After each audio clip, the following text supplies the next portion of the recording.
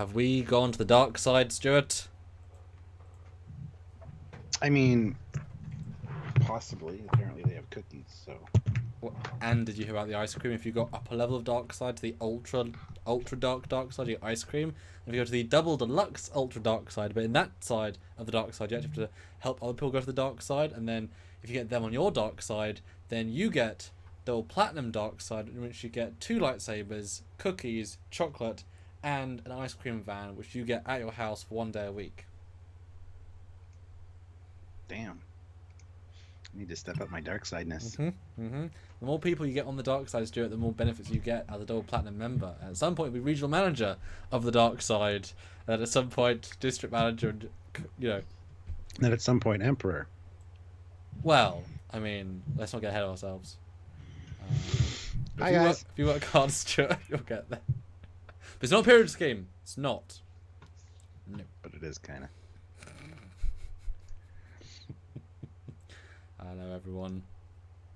Hello. Today we're talking about things. Trailers and teaser trailers and trailers. Is it a trailer or is it a teaser trailer? It's more of a teaser trailer.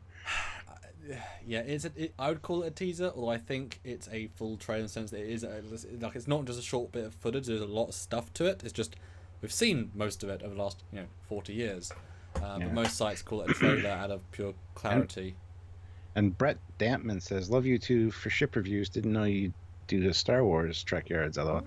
Well, Star Wars falls under our sister show called FLEETYARDS, where we talk about all sci-fi. So mainly ships, of course, but with these lives we do breaking news and stuff, and we like to review things. And we looked at the last trailer. We did. Definitely worth a look. So we're happy to look again. And it should be stated that we're going to be doing a live also on the Mandalorian trailer, which is super exciting. That will probably be later this week. Who knows? But we're doing lives, I think, today, tomorrow, and Thursday this week. So just so you guys know. Yes. Mandalorian. There's a lot more in that trailer than this one. But this gives us some very interesting visuals. That's really all it gives. But I mean, each one is a painting, is a story, and we're here to completely get them wrong. Sure.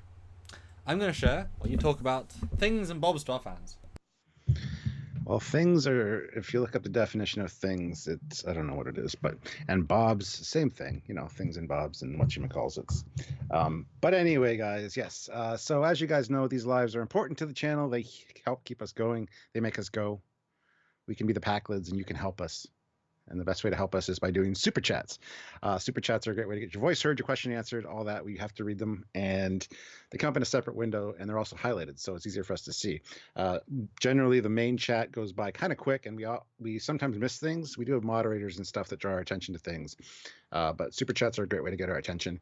Plus, they help you be part of the community, and we have a fantastic community here. We love seeing all the regulars show up for these lives.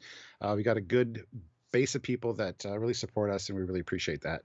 Another way to do so is PayPal, of course. The description or the information for that kind of stuff is all in the description of every video. You can send us PayPal or head on over to Trekyards.com and click the donate button. It's another way to help out the show as well. And just share this around. If you can't afford to send a super chat or whatever, or a PayPal, by all means, just share the love of FLEETYARDS and Trekyards with everybody you know that might be interested, because as we just saw in the chat already, some people aren't even aware that we do other things other than Star Trek. So yeah, if you can just share it around, that's also helpful, because not everybody knows, as we saw, that we do other things besides Star Trek ships. We have kind of diverse quite a bit since the beginning of Trekyards, and we actually love that. So that's the joke. If you search Trekyards and ship or a ship, you'll find us very early on. So we've done a lot of ships. And Fat Produce is the first super chat of the day. $5. Thank you very much, Fat Produce. Disney, The Last Jedi, Forget the Past. Disney, Rise of Skywalker. Hey, remember the original trilogy? Hashtag fracking desperate, in my opinion. Desperate. See, that pissed me off about this trailer, is the fact that the first half of it is dedicated to reminding us how much we love this franchise. As a hey, look, Star Wars. And if you note, there was only 2 clips from Last Jedi. Yeah, exactly. It's like they show us Luke, they show us AT-ATs, they show us Han Solo, all the other movies, even the prequels, and it's like, hey, remember all this stuff? Well, guess what, guys? It's back. That's kind of what they're doing, and so I feel like the first half of this is really just fan service, but I mean, it works as an overall piece. We didn't need it in there. It was just to get your brain going and, oh yeah, Star Wars, nostalgia. And then you get ramped up for what comes next, hopefully. Well, if you haven't totally tuned out because of Last Jedi. It's hinting us that the whole franchise is going to connect now. In the Force Awakens, they kind of ignored everything from the past as well. In a sense, like they didn't use any prequel stuff and they could have taken film. They literally threw away everything possible. But, the fact is if they use stuff from the prequels, they use the whole canon, then the whole thing was much bigger. But I guess what they realized that we can't use our own story anymore. We actually have to right turn and say, there's this thing the whole time that links all 9. That'd be a good way to end this fucking third trilogy that we botched up. But I think this franchise is on such a knife's edge. Last Jedi put it on a knife's edge to the point if they ruin it again, then the brand recognition value will be known for mostly failure, which is sad given how much success it has had. Yeah. Although I think it's clear that they've just swapped TV. It's like we kind of screwed up movies in the last couple of years. Let's do TV because guess what? You can make better TV than movies. It's almost like they took the DC approach, because if you look at the DC animated movies, they're fantastically well written, fantastic to watch. Usually, most of them are based on graphic novels or whatever, but they're actually really well done. The voice acting, they're stunning. Then you look at the DC movie attempts, and it's like, guys, you can do it on the small screen. Just translate that over. Where Marvel's the exact opposite. Their big screen adaptations are fantastic, and their stuff on TV usually fails. Marvel is not the best for the television aspect of it. Yeah. So, but I think they're going to start the next gen as well with their shows as well, which is ironic because obviously Disney owns them all, so they're moving into the TV space. Both franchises are. Yeah. We're going to get like 4 Marvel shows in the coming years, and then they keep announcing new Star Wars shows. It's like, oh my god. But as I said to my mum the other day, because we talk about stuff. What's great about producing stuff now is that assuming they don't destroy anything, but I don't think they would at this point, if they picked a writer to make a TV show, right, and the writer said, oh, I need 3 stormtroopers for this, and this, and I say, oh, okay, great, go to the Rogue One closet, go to the Han Solo closet, go to the, grab props that already exist, because guess what, we're going to do stuff that links. It's like, you don't need to invent another 30 stormtrooper armors, you've got stuff, you've got set pieces, you've got a TIE fighter, you've got all these things that you can use or redress from other films that, Disney has the money to have a warehouse filled with stuff, it all exists there, so they're going to get slightly cheaper as you go on just because of that stuff that you can share. Yeah. Well, we got double hit with a super chat whammy from Fat Produce. He puts in another $5, so thank you very much. For the first time I can't remember, I think that Star Trek is in a better place than Star Wars is. LOL. Once The Last Jedi hit and there's just that fan backlash, I just sat back as a Star Trek fan and went, now you guys know how we feel. Yeah, it's like, join the club, guys. We've been here for a while, ever since 2009. 2009 was loved by a lot of people. It was also not liked by a lot of people, and now it's kind of tolerated by people, and it's looked at as not too bad considering we got Discovery now, which a lot of people hate. So it's kind of a mixed bag, but I'm glad that the Star Wars guys are on board. I kind of glad that their franchise is experiencing the same thing, because for a long time I feel like Star Wars fans kind of looked down their noses at us. Despite having 3 prequels that were of substandard quality. Yeah. They were like, why are you complaining about the new Star Trek? It's a lot like what we like. It's like Star Wars now. You guys should like it. Why are you complaining? Well, because it's wrong. just I feel vindicated a little bit. But I still feel bad because I do love Star Wars equally as much as Star Trek, and it's dark times. Ha! You mean currently? Yes. It's tricky because I've never thought of them compared. What was better, Discovery or Last Jedi? Because Discovery makes so many active choices to screw the fan base, but Last Jedi is an active choice to move beyond in doing so, it screws the fan base, but it is allowed to because it's the future. Discovery just made a choice to screw its fan base. There was an active choice. Everything they do is wrong in those regards. It's a choice. It's not accidental. Whereas Ryan Johnson said, if he gets 50% of the audience to love and 50% to hate his film, that's the best thing possible because you want that sort of discussion. And it's like, look at Endgame. Everyone likes it. It was the end of 28 films. It was a triumph. Do that. Plan, think, script. Have someone better than you overseeing it. Planning, that's essential, especially when you're doing a trilogy. I thought they had this whole thing mapped out from, The Force Awakens, that there was this, and I guess JJ had some ideas, which were some of them were carried over from even George Lucas ideas. I mean, he had this idea, and then Ryan Johnson came in and said, nah, I'm going to do this. And it kind of just set everything off kilter. If you're planning a trilogy, plan a trilogy. At least have a cohesive plan in place for the main characters and a few plot elements, and fill in the rest later. Don't be making it up as you go and then saying, what that last guy did I don't agree with, I'm going to just change it. It's like as soon as you invent Rey, you know who her parents are, what that means, why is Rey important, what's her arc, where is she going to be in each film. You know all of that going in. Who is Finn? What's the point of having an ex-stormtrooper? Him being black is irrelevant. What's the point of being an ex-stormtrooper? How does that add to it? It's not just a guy. Okay, the only one I could give him credit for is Poe, because Poe was written out, and then people loved him. They written back in. So that's an exception. Like, okay, we'll scramble, make a Finn character. But yeah, just godness. Well, guess what? We've been quadruple whammied by Fat Produce. Put in 2 more super chats, so let's read those. You are supporting us so much, sir. Each $5, so thank you very much. Thank you. Fat Produce says, this movie is going to have to be 4 hours long to undo the damage that The Last Jedi did. Frack. # Star Wars. Now no franchise fatigue. Yeah, we mentioned that in our first look at the other trailer. We have no problem with this being 3 hours long, 3.5 hours long. They need to give the time to fix what they've done and to give the fans a real good send-off. So I don't care if there's an intermission because it's so long.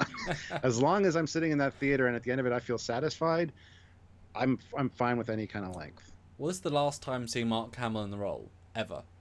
So, like with Endgame, it was kind of 40 minutes of one movie and then it hard reset to a different movie. And that was fine because it dealt with the repercussions.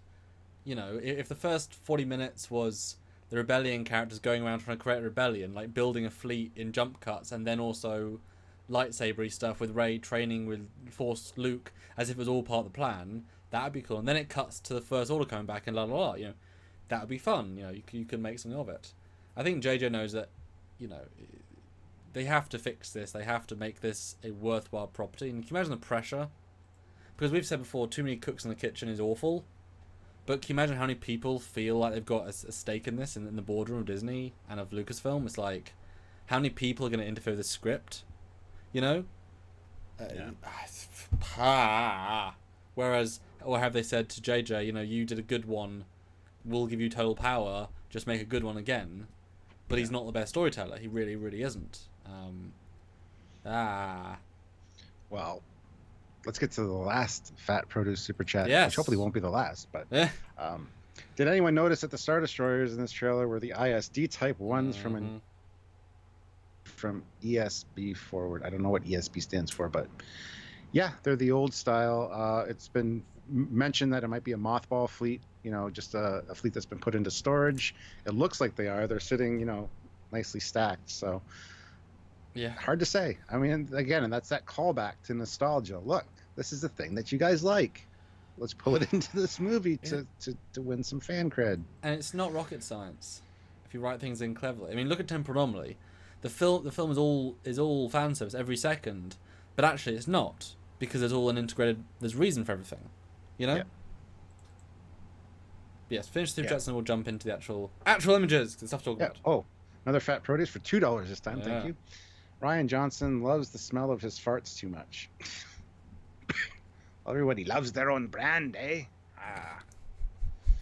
And Avenue Pad says, I feel bad. I haven't been able to support this channel very much. Just the odd super chat through being a student. Again, dude, the fact that you're here, the fact that you're watching, the fact that you're liking the video, Because I know you have, right? That's Everyone free. should. Everyone should. That is all enough. I mean, we want the audience. We're here. We're here to talk to you guys. That's the point. So, no, just thanks for having and saying hi. Yeah. Jeff Jacobs puts in $3. Gotta help at Fat Produce. LOL. I will still go again at 50. He didn't put hashtag make Jeff pay, but there you go. The 50 likes. We have 101 people. Easily, we can get 50 likes. Everybody hit like right now, and make sure that subscribe button is not red. Make sure it's white. If it's red, click it. Subscribe to the channel, and click the notification icon as well. Jill47 is here. Puts in $2. I saw Star Wars in 1977 21 times in the first run. Wow. Wow. Yeah. Was that like a buck each? Yeah, probably. It wasn't like it was $10 a time, because that'd be a lot of money now. But I made 4 cents an hour back in the day. Not saying you're that, but yeah. So let's jump in. Actually, I'll ask you your general thoughts before we go. Obviously, I haven't seen the trailer, so full spoilers for a trailer. What was your thoughts when you watched it? And obviously, I think we both liked the first bit. Good edit, fine. The actual new stuff. What were your general thoughts? Yeah. I'll show the images while you're saying it, just for clarity. So, there you go. Well, like I said, when I first started watching, I'm like, really? You're using this as a crutch to kind of build up our nostalgia and have us have better feelings about what we're about to see? It's kind of a cheap trick. But, the new stuff I was kind of impressed with. It has multiple... It could go in multiple directions as far as what we actually see, whether it's real, whether it's a vision, whatever. And I think with the inclusion of the Emperor, it's actually quite interesting. I mean, we'll get to the actual discussion points as we hit the video, hit the photos, but there's a lot of room for storytelling here, especially considering we don't know who Rey's parents are. They're nobodies, just drunk farmers. Well, they might not even be.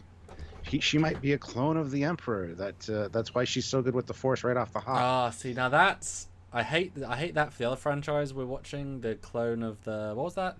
Picard. That was a stupid idea. That's a great idea. I buy completely, actually. Yeah, that's the sense I get. That's why nobody knows who her parents are. Ooh, that's really interesting.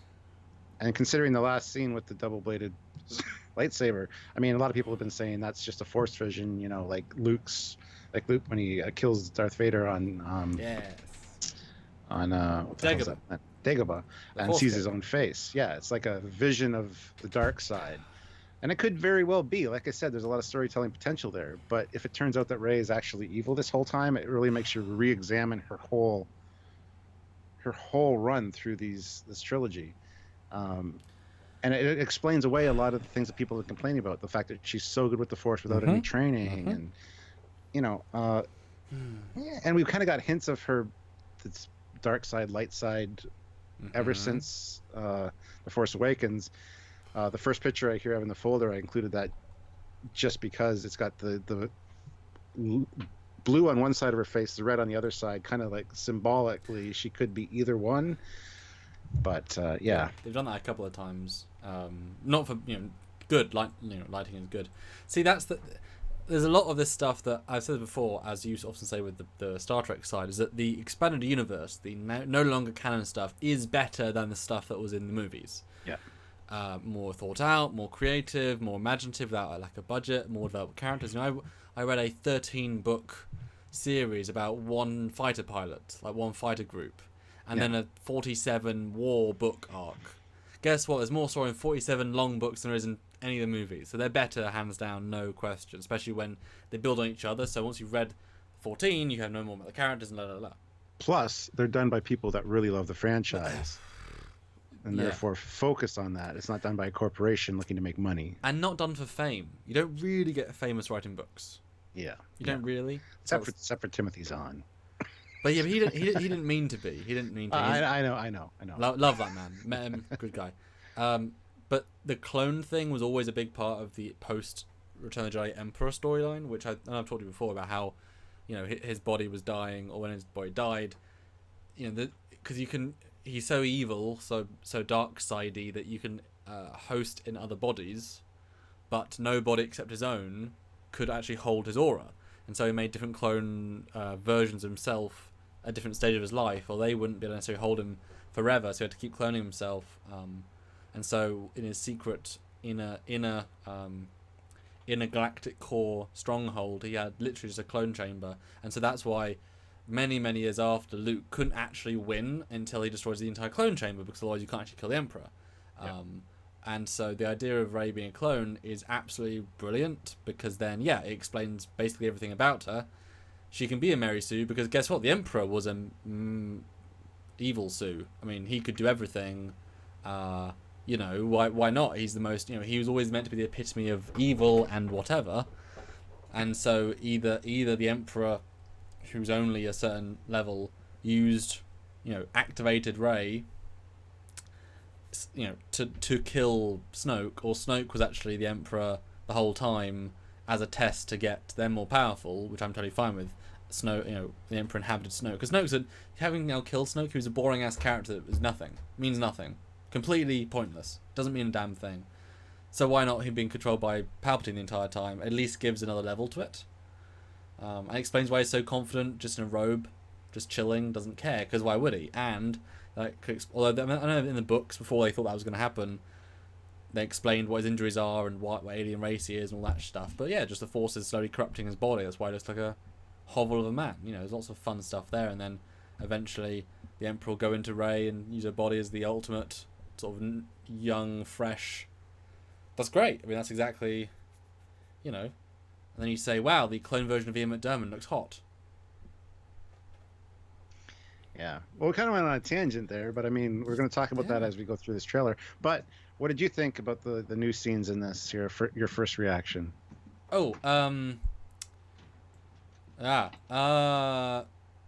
Good.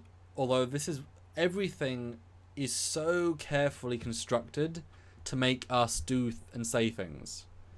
They're constructing the conversation. That said, a few of the visuals are linking to things that are important that we didn't get in the last film.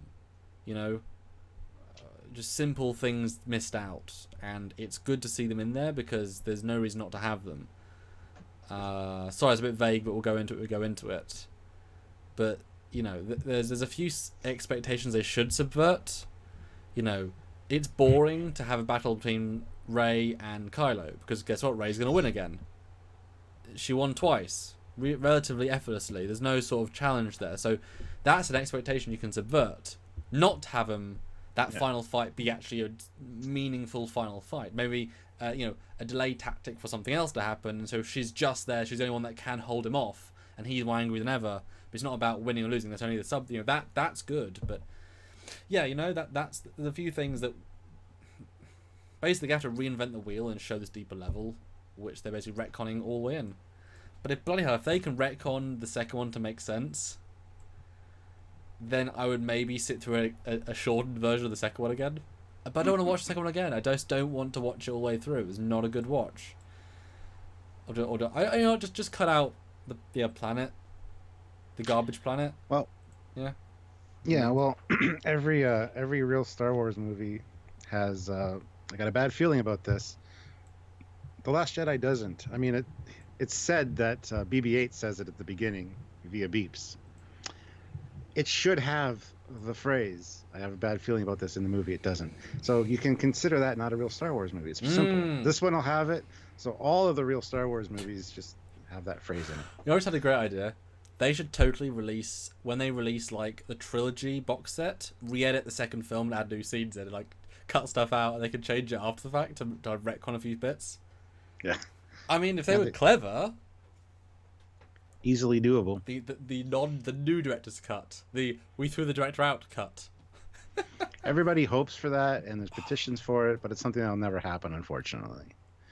I guess the best you can do is actually like a flashbacks to like Luke on the island, like show some context. Because how cool would it be to see like cut to Luke or cut to Yoda during the events of the second one, talking to like Qui-Gon about what's happening, saying, "Oh yes, it's something kind of cool." Although I said this the last one, I was wrong, but that's because Rian Johnson's a dickhead. They need to bring back Hayden Christensen as Anakin, because that's one of those full circle things, and they did have it. They did have him recently at Star Wars Celebration. I think this last time, so there's some sense of he's a bit more in it, and he was at a convention recently in the UK. Again, for his first ever UK event, if he's about to do press, then getting his face out there is more important. You know, Force goes to one to one, Force goes to one to the other. Makes a lot of sense, and it'd be fun to see Anakin play Darth Vader again. You know, it was a relatively limited time he got to play that side, and the concept art of him from Force Awakens was awesome. You know, the duality of having those two sides of the evils in him still and the good. You know. Yeah. I wouldn't mind seeing him again. I mean, I think he got a bad rap from the prequel just because of the way he was directed. Yep. I've seen him in other things. He's not that bad of an actor. Script and directing, and if you can't see anything you're looking at, and you've got no sets, you know. Yeah. Well, Jeff Jacobs throws in $3 and says 50. Sweet. So we're at 50 likes. Again at 100. Hashtag make Jeff pay. We have 131 people here watching now. Yes, awesome. Everybody hit like. Let's get through 100. And by the way, make sure you're subscribed as well. But he also said hashtag FLEETYARDS like spike. That's right. We don't really do a FLEETYARDS live very often, but that's what this is. Even though it's on a Trekyards Elcars, but that's okay. I'll overlook that. Thank you. But so the first image is, as you talked about, the Rey battle shot. But yes. I guess my question, is this the same place as the other Rey battle shot? I think it is. I think it's one of the last. This is the last clip from the older movies before they went into the new footage. In this trailer. This is from, I believe, The Force Awakens. Well, it would be Last Jedi if it was the last clip, and they didn't have this. I know, no, but I don't think they. Yeah. Yeah, I think this is from The Force Awakens. Oh, because the forest. Yeah. Oh, okay. They just did this as a segue into the new footage. Yeah, I said it looked familiar. I said it done before because I did. That's funny. Okay. The first image then is the entire posse plus C-3PO with a gold arm. What? The first image is actually this Christmas, which I absolutely hate. I hate that they shifted the release dates for the Star Wars movies to December when it used to be in May. They always used to be released in May. And that is another stupid decision on. But anyway, that's neither here nor there. It's just May is my birth month, so it's better to have Star Wars for my birthday. The second image. There you go. Anyway, before you get to the second image, which is the first image, Jarzia puts in $5 Canadian. Hi, Jarzia. And have either of you seen Ivan Ortega's Last Jedi edit? I'm less active in the chat today because I'm making potato jalapeno cheddar soup while I listen. Oh my god, that sounds amazing. Cool. Wait a minute. I think I missed a super chat. Oh. Should we answer that one or not? Let's answer that one, then I'll get back to your super chat, Fat Produce. Sorry, I missed that. Sorry. I haven't seen him. I think I've seen him edit it, where he and correct me if I'm wrong, he takes music from the other films and he took the battle and re-edited it completely, the big throne room, and then he added music from Duel of Fates and stuff, and he took out a lot of garbage. I've seen a bit of him edit it, and his thought process is great because it actually puts thought into it. Really makes a difference if you put thought into something. Yeah, I have not seen it, so that's a simple answer. Fat Produce, though, $5. I still don't understand why Kathleen Kennedy promised Rian Johnson a trilogy before he was proven. Hashtag under the table shenanigans. Yeah. All that political behind the scenes stuff just confuses me too. Well, the problem is, though, 50% of fans like the film, 50 don't. It's ridiculously split. So if she was in the 50% that did like the film, because she would get to see it, then she would think it was going to win. It is that simple. If the people that watched it happened to be the sides that liked it, that got what he was going for, then she's like, damn, this movie really subverts my expectations. I don't like that. I want my heroes to die. I want the old stuff to be destroyed. I want new Star Wars that isn't linked to the old stuff, even though the stuff is what made it good. Make 3 more. Yeah. Anyway, first image. Oh, there's a button. Oh, cool. Yes. It's the team, Stuart. It is the team. And again, no R2-D2. Come on, guys. To me, Star Wars has always been about R2-D2. It's R2-D2's story. He's always there. He's always saving the day. He's always the hero. His memories carry over to each one. He is the main focus of Star Wars, and they've since said no. he's just not anymore, and that's annoying. But anyway, because I'm a R2 fan. I mean, he might be in this one more. Again, simple victories. Like, don't use the. But I think they've got another new droid. They've went each film and introduced a new one, sort of. And they got BB-8 and the small little dude that looks dumb. Looks like a piece of Lego, like one of the cone pieces of Lego, just on a wheel. It's just so they can sell more toys and more things at Disney parks. There isn't and the old Droid stuff. Factory. Yeah. Yes, there isn't the old stuff, because if the old stuff, they have to pay other people license fees. If they invent new robots everyone loves. Yeah. Any thoughts on this image? I mean, we knew they were all together from a previous image. What do you think about this one? My thought is they're back on Jakku. This is probably just before the events of that we saw in the last trailer with the her firing up her lightsaber and jumping over the TIE fighter. That's going to be. Looks like it's right before that. So, yeah, we do see the city in a second, which we'll talk about when we get there. But yeah, this makes me happy because they're actually doing something as a unit. One of the worst mistakes was having them all split up because none of the groups particularly work well together. You know, Chewie works well in a combo when the other person uses Chewie, but when the person ignores Chewie for the entire film, he doesn't work well.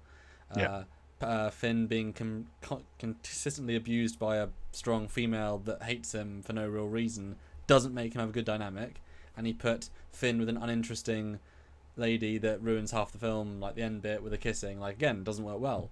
But as a group, they all like those two work together. The front two in Force Awakens, when they, you know, it's a good unit. Let them be a unit. Like the last film, they kind of were a unit for a while, and include C-3PO and like have them have one adventure. One adventure and go more deep with it, you know. And Finn looks like a Han Solo, and Poe looks like an Indiana Jones, which I thought was just kind of. They're both saying we love Harrison Ford in very different ways.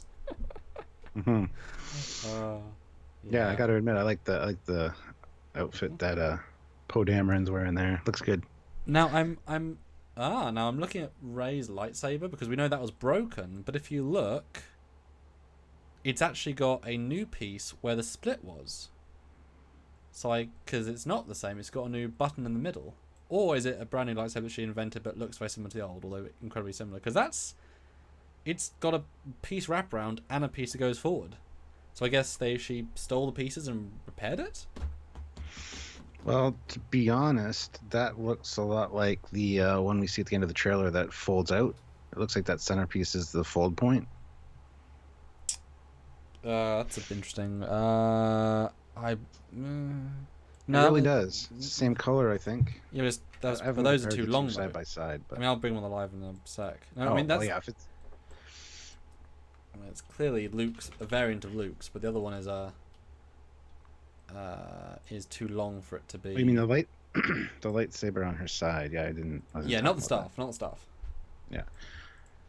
Yeah, well, she's been around working with junk her whole life. I'm sure she'd be able to repair a lightsaber. All she would need is the kyber crystal to be intact, and she should be able to. It looks like a mended Luke Skywalker saber. Yeah, which is looks cool. like it's got. It looks like it's got a plaster. One of the pipe. Well, no, one of the. It's like a pipe clamp, a hose clamp that you can get tight with a screwdriver. It looks like they used one of those just to hold the two pieces together. But it looks very similar to that. And considering she's worked with junk her whole life and is used to that kind of thing, I have no issues with her being able to repair the lightsaber. But I do and I don't. It's a nice concept because one annoying thing that really disrespects the old canon is that in the park, the Star Wars park, when they're selling new versions of this lightsaber, they call it Rey's lightsaber, even though no, it was Anakin's lightsaber given to Luke, and Rey just happened to use it for 2 movies.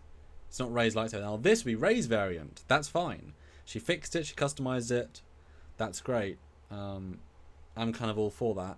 Mostly in the sense that like Yoda would have to teach her. Like, you need someone to teach you. Like, you don't have an innate ability to do a lightsaber. Like, lightsabers are pretty complicated, and given that the knowledge of a lightsaber, although no, she took the books. She took the Force books. So that ancient knowledge would teach her. Okay, that would be enough to help you repair. Maybe she thought that I need to put the universe back together. So rather than making a new one, I'll just fix this one symbolically. But isn't that such a, again, F you to Rian Johnson? You broke it symbolically, and I fix it symbolically too. Yeah.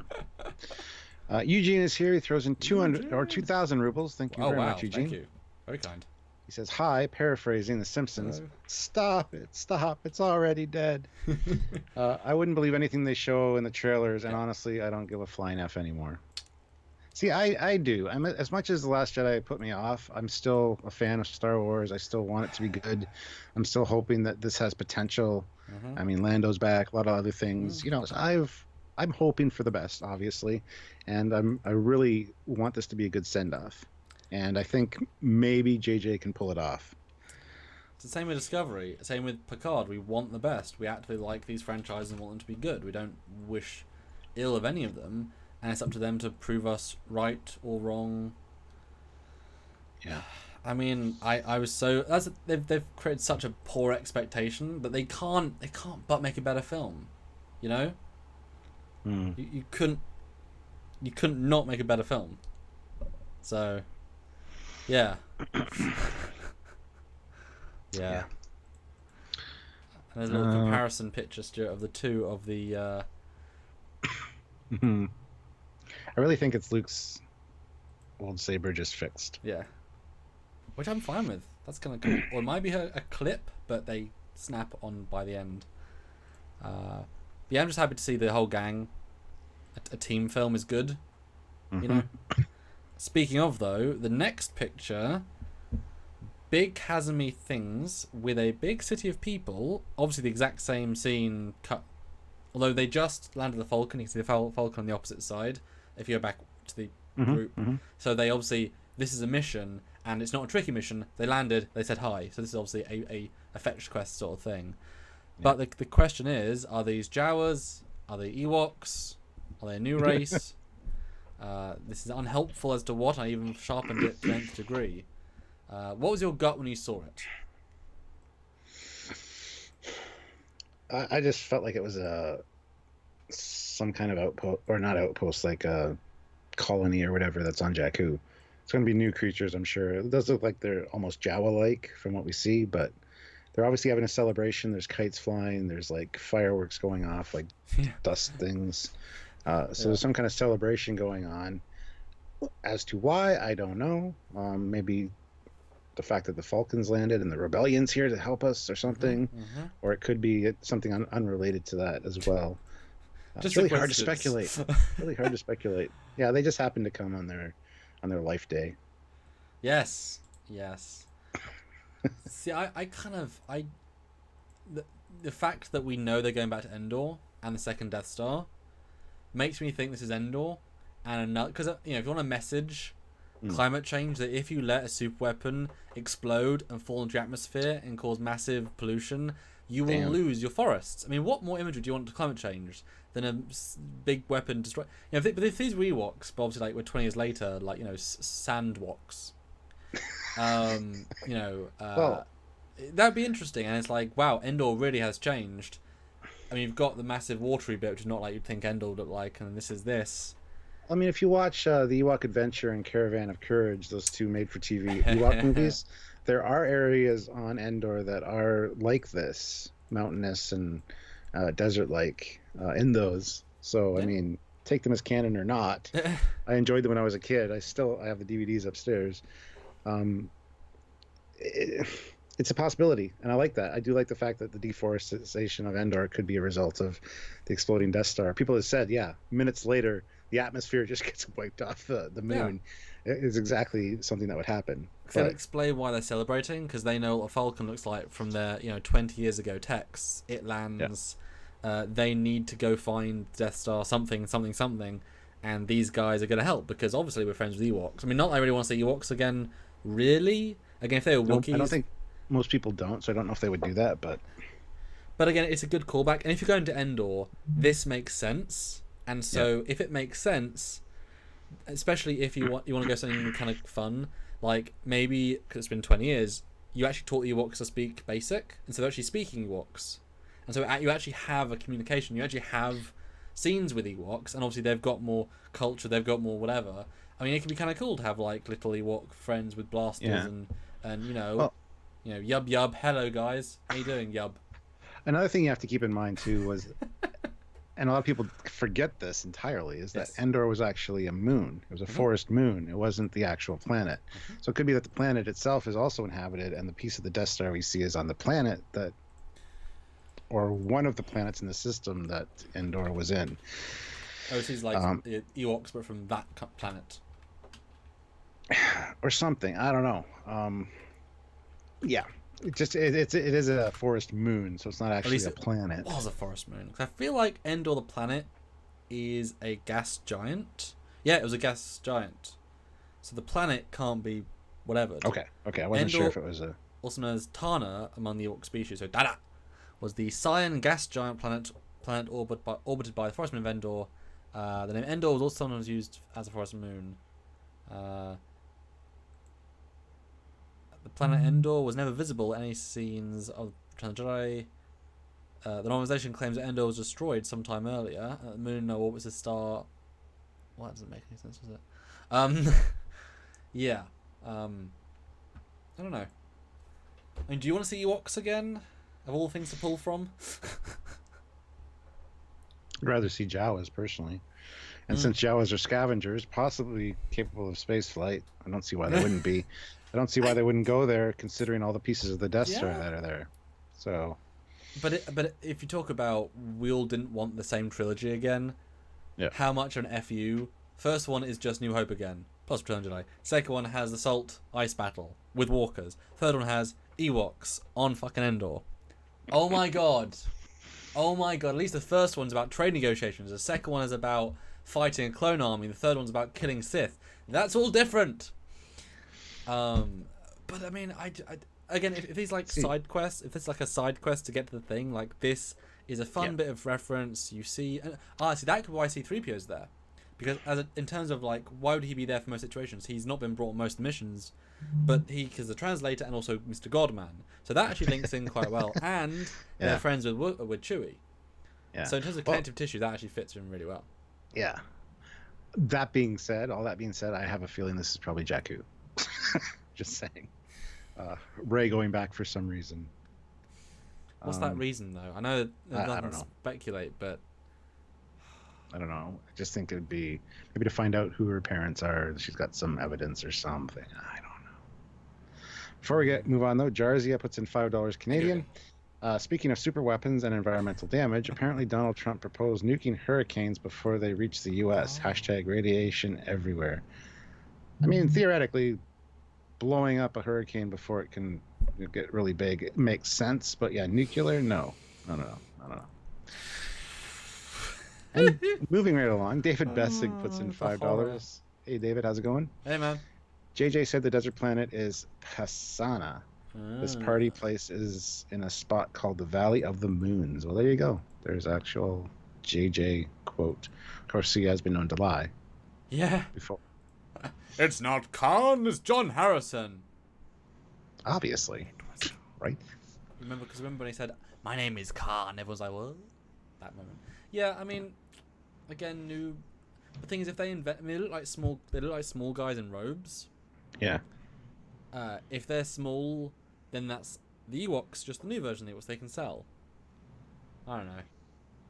Maybe the Ewoks and the Jawas had babies and they created their own colony. Yes. Hairy bear-like Jawas. They make scavenge stuff out of rocks and trees. They just got steampunk, but with rocks and trees. Tree punk. Mm-hmm. Exactly. But in all seriousness, I mean, this is like the side quests before they get to Endor. This is like there's some secret here. Maybe there's like some Jedi artifact you need as part of the quest. Something relatively simple, but they want to have the visual linking to Tatooine and Jakku, and then Kylo finds them here because they need the artifact as well. Well, maybe that artifact could be a kyber crystal. Perhaps when the lightsaber got destroyed in the last one, kyber crystal got shattered. Which I think it did. She's repaired the housing. Yeah. To complete her Jedi training, she needs to construct her own lightsaber, which means she has to get her own kyber crystal. Maybe this is a place where kyber crystals exist, and that's what she's there for. Am I going bald here? Can you see my head? I can, yeah, but it's just the way it's parted. I think you're not going bald. Sorry. Yeah, I actually love that. That's a great idea. Yeah. And then he's there to barter with them, C-3PO. Yeah, that sounds great. It makes sense. I mean, especially if you need a kyber crystal, maybe to. I mean, they don't know that yet because plot, but maybe they need a full Jedi, and kyber crystal is part of the Jedi-ness. I mean, because you link with the kyber crystal, I think there's something of that. Yeah, it's like a trial, like the kyber crystal picks you kind of thing. Well, depends which version. I mean, in the animated, you can just sort of chip. Here, I've got one. Cool, link. Yeah, but it's like Transformers. Hmm? The driver doesn't choose the car chooses the driver. One chooses the wizard, Harry. One chooses the wizard. Yeah. Next picture, because we're on picture 3 now. Aww. 4 technically, well, 5 Oh, technically, for God's but picture 4 kind of yeah. Anyway, sorry, I'm just being technical. That's Anyway, probably yes, my we job. got That's fine. we got Text Carrie you. Fisher on a very jungle-like planet. And again, this is unused footage from the other movies, so This is a well rotoscoped out image. Because the joke is, the technical thing is, they're not CGIing her if they take her face and put on a new body in a new environment. Technically not CGIing her. mm-hmm. Technically, and therefore you can put her in a new outfit and give her a new location. I mean, they did that for all of Tarkin and lots of other things. Samuel Jackson, I mean, it's not difficult, and I mean, you can do it now. Because why would you want to limit her to her like 4 locations in The Force Awakens or her 2 in The Last Jedi? If you want to use unused clips, this is the best way of doing it, by actually giving her a useful thing. I mean, we're going to see limited of her, but that technically would be understandable. I mean, does that sound interesting to you? Yeah. Mm-hmm. Yeah, I'm assuming she's going to be like sending them off at the start.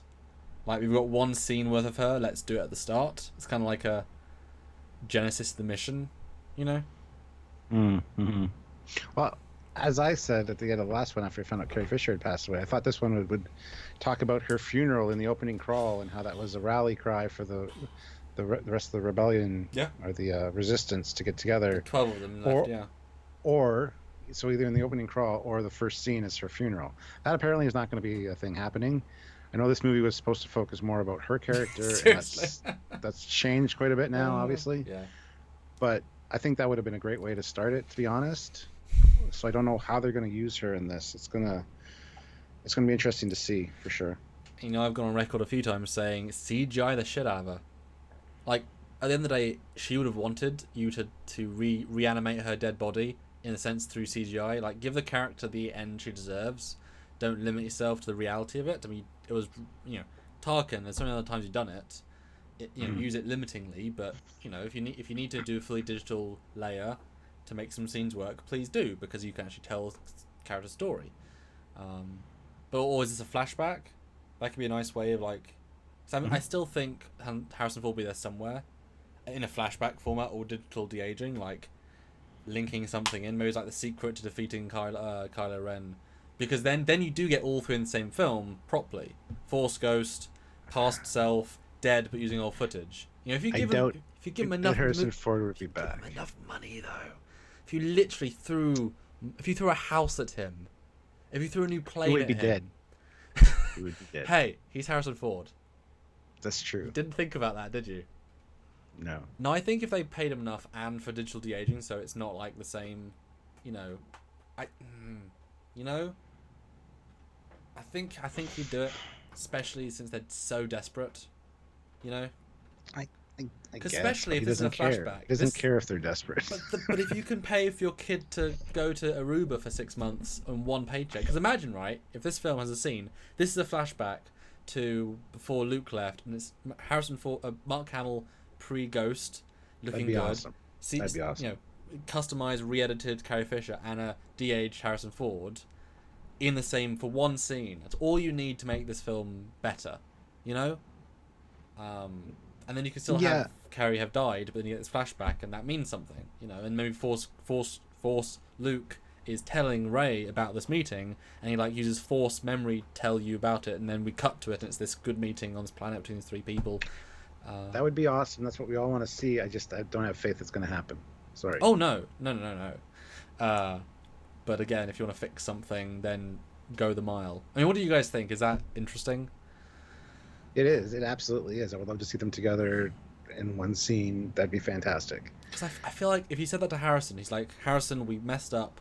We want to make a scene with all three of you together. Here is the scene because we can only use this much of carry. Mark's in. You'll never act together in reality, but we're going to put you in. Come on, guys. This is that's something to do to his heartstrings, especially if the scene. It would make sense the scene is with Harrison because it was a deleted scene from Force Awakens, and that was with Harrison Ford. If there was an extra scene with him, you kind of edit it to add. You could do something with that. I buy it. Yeah. Just have no faith. That's all.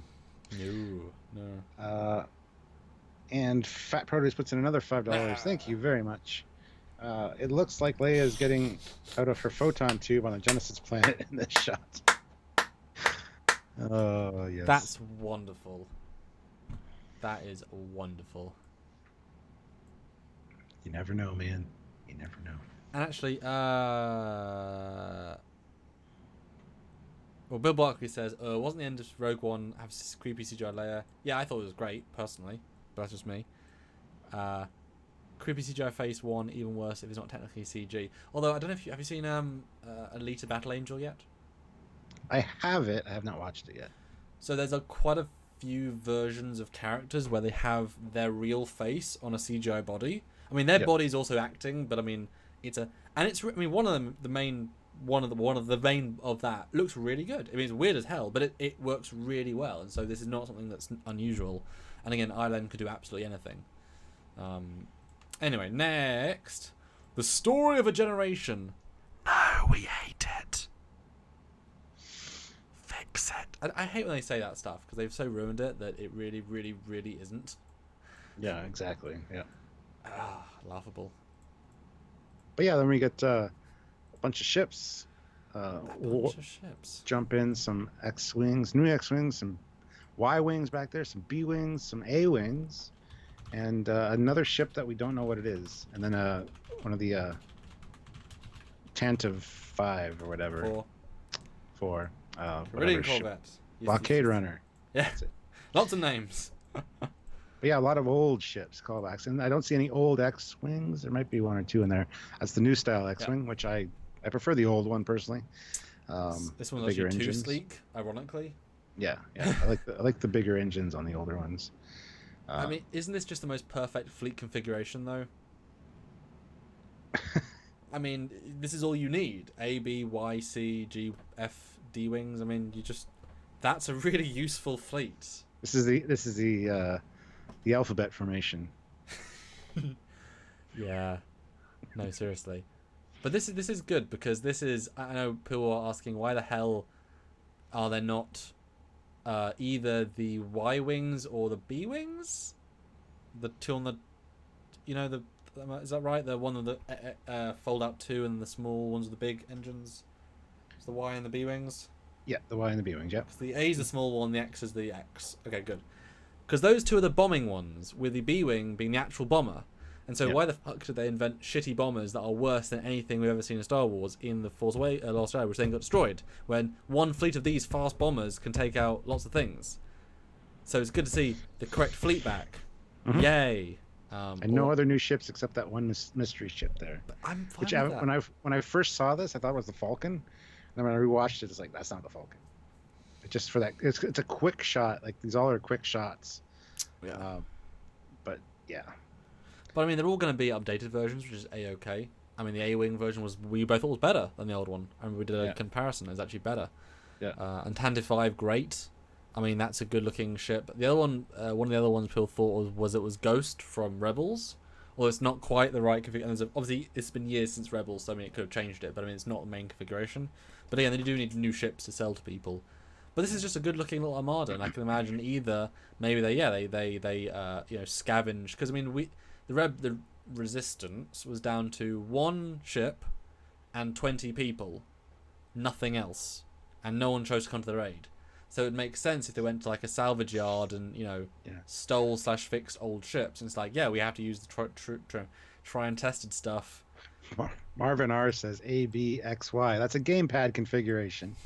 I never realized that before, but you're right. All the buttons are represented by ships. And we got two more super chats. David Bessick puts in $5. EC Henry's Resistance B-Wing and Y-Wing are light years ahead and better than the garbage shot of the new fighters.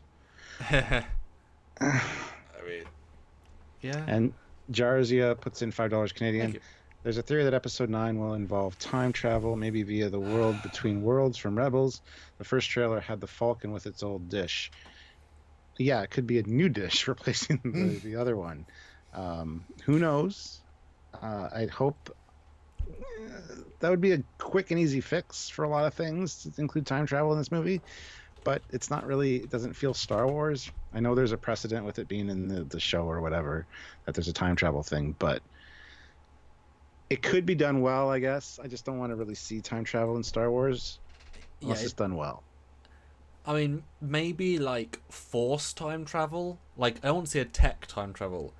If, like, Yoda says, go to this certain planet, it's a force planet, and if you harness its deep core, you can, force phase to the past, only Rey.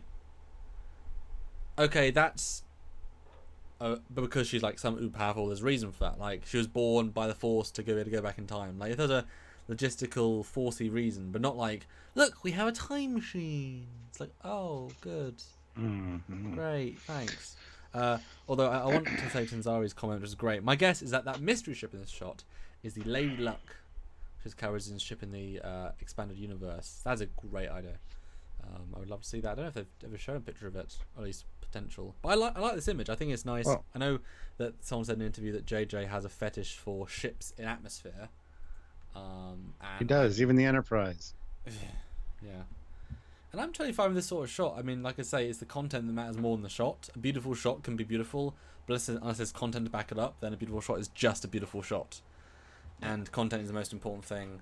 And, I mean, this is at least it's a sensical fleet. Although the fact that they're hyperspacing in, maybe this is the gas giant of Endor, and they're trying to stay away from the First Order in, above Endor by actually hyperspacing riskily into the...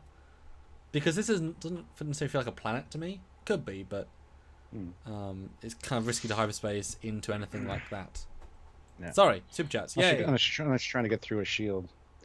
But anyway, Jarzia puts in $2 Canadian. You forgot about that, didn't you? I did that. The whole film. Well, that one's not as bad as... No, it's not. Anyway, Jarzia puts in $2. Is that Dash Rendar's Outrider? I do not believe so, no. No. Somebody else said it could have been Ebon Hawk, but it's not, so... No, I know that one well. And it's not Dash Rendar's. I mean, the thing is, they're going to invent new stuff. Yeah. I mean, that's not necessarily a bad thing, but most of the better stuff has been from the past, And Captain Spire puts in $5. Thank you.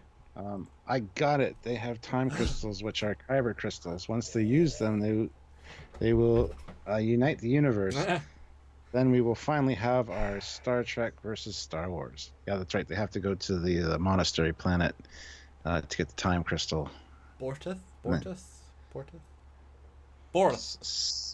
yeah. I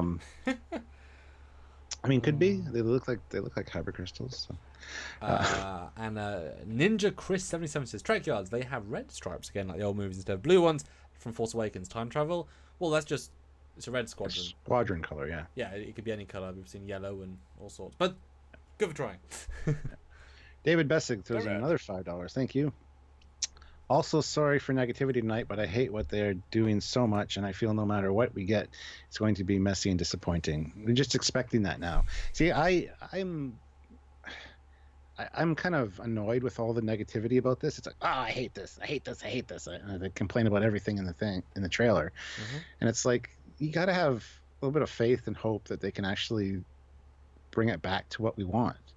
And I that's why I continue to watch this kind of stuff, because I still love Star Wars.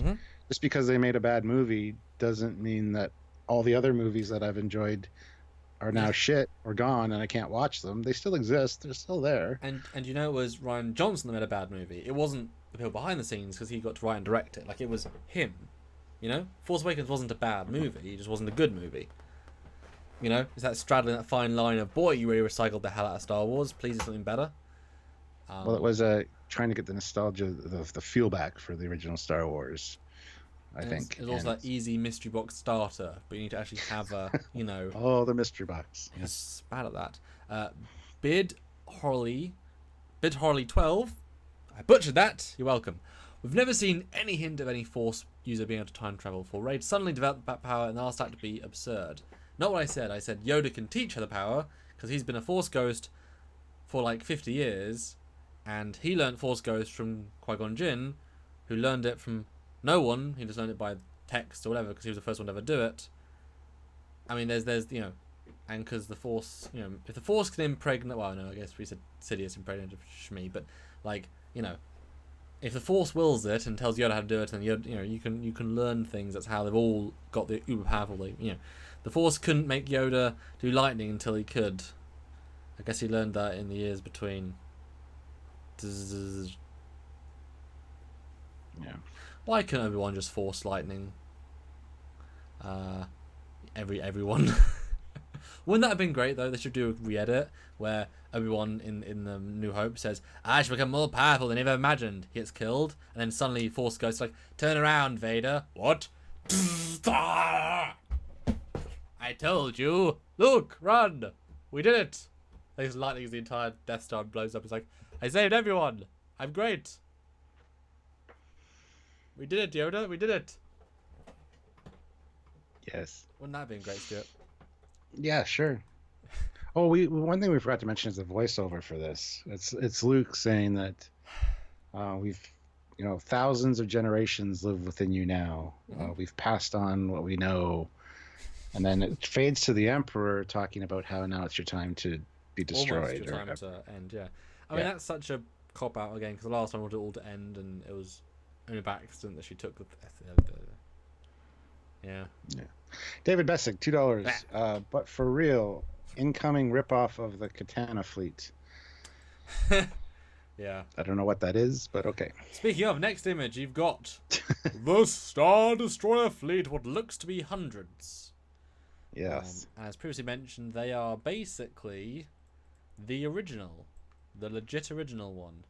The cleanest, simplest, and best. Yeah. And they all look to be the same. Except we've got a red stripe, red painting. Now, do you know the book novelization of? Well, there's the Katana fleet, sure, but Palpatine's Armada. Do you know about that stuff? No.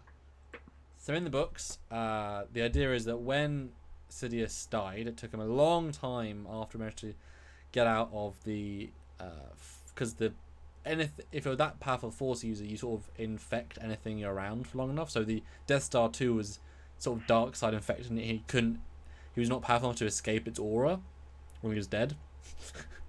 But eventually he managed to escape, and I think got a body, if I recall correctly. And what he did, as being the guy that influenced a ton of stuff, and if you read the Plagueis novel, he influenced a lot of that stuff too. So he was very, very clever, and he actually had he sent a contingent of his guys into the middle of the galaxy, which is not where you should be to go. And they were building a secondary force. They were like the old Ultra Zealots, and they were there for decades, or just having a reserve fleet, reserve location. Mm. Once he died, decades passed, but he managed to get back there, and then he was able to say, well, we're not actually here to do military advancement in terms of conquering, but we need to get the technology to kill everyone ever now death. So he spends 3 decades until Luke and Leia have kids. It might be 4 kids. Maybe 10 years building up this really cool army of a ship called the Planet Killer, whatever.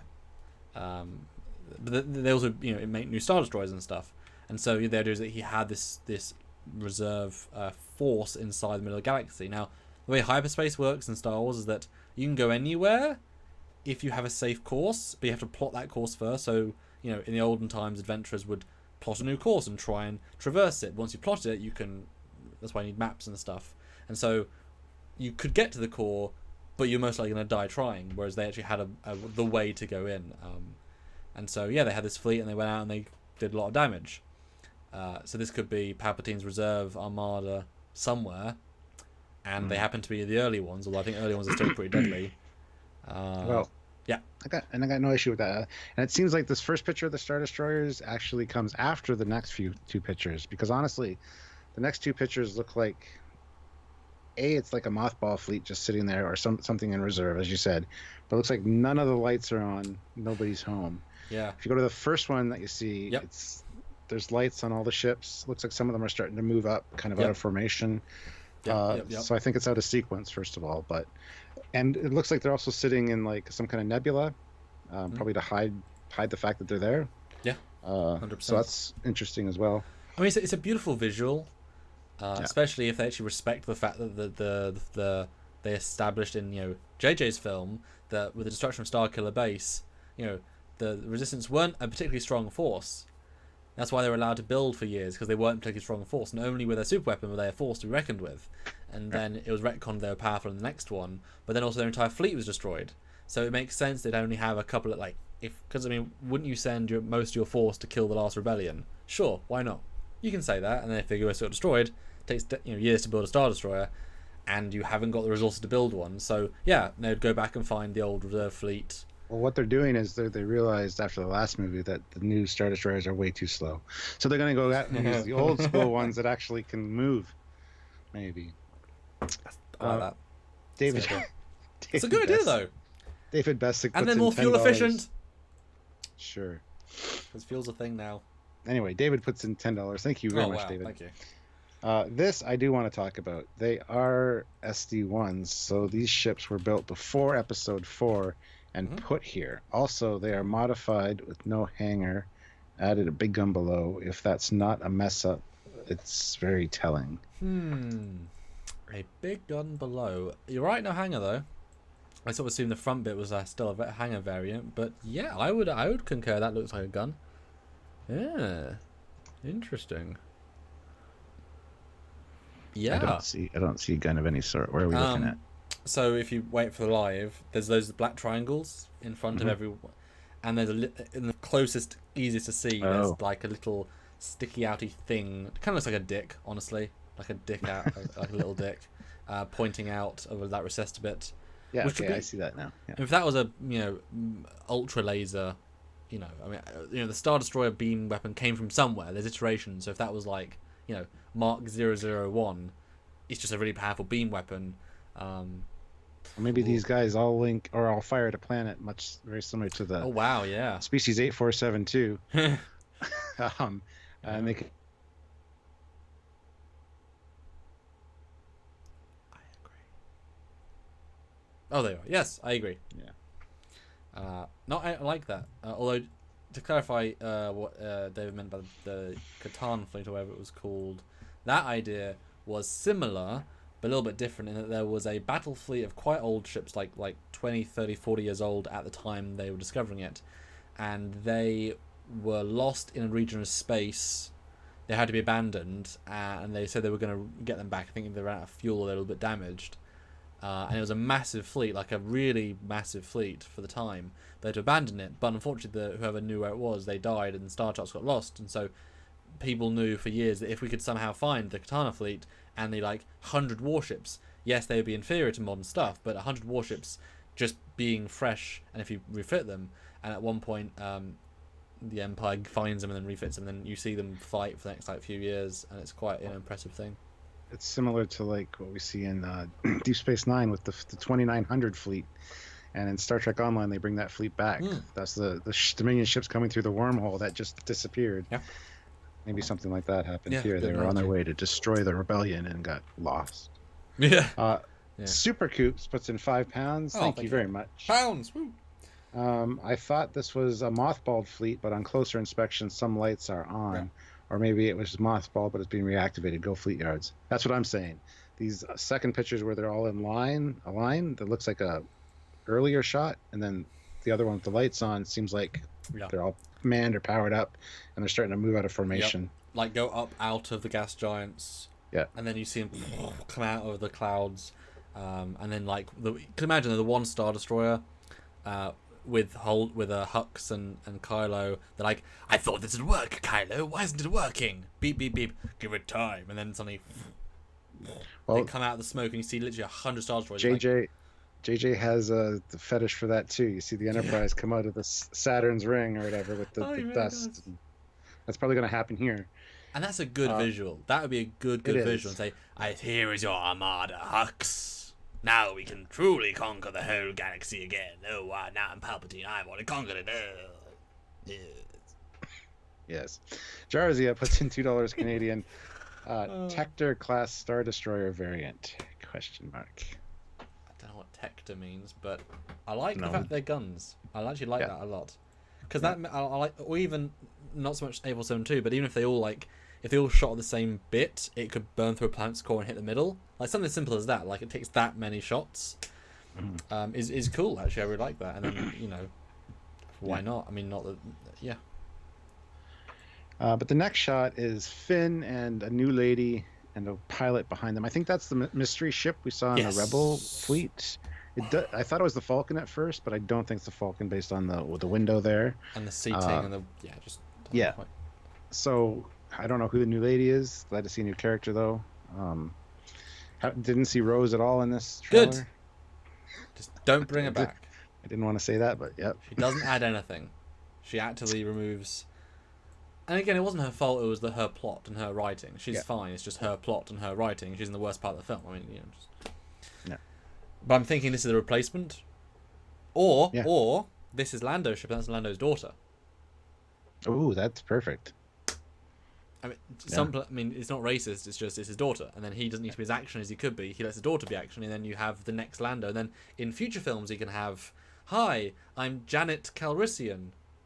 Yay! Recognition value. Well, that works. And the pilot behind them, that's obviously a JJ cameo. You can tell by the nose and the glasses, it's JJ. Fleet Pass Swiftback put in $4.99. Oh, thank you. What does God need with a Star Destroyer? Oops, wrong fandom, lol. But seriously, I'm hopeful but guarded on this new film. But where's Rose Tico, by the way? I have no idea. We'll find out. Yeah. And Neo Mix asks about Star Destroyers. How do they get enough people to operate them? Remote control. Remote control. And Bradley Briggs says there's like 250 Star Destroyers in that zoomed out shot. I mean, it's an armada, I guess. So it feels endless. It's a good shot. Like and the thing is, we don't need big ships. These ships are big. They're big enough. Like it'd be kind of fun if the Rebellion has one bigger ship, but they have numbers. Yeah. Don't keep inventing bigger. You don't need it. It doesn't make it all better.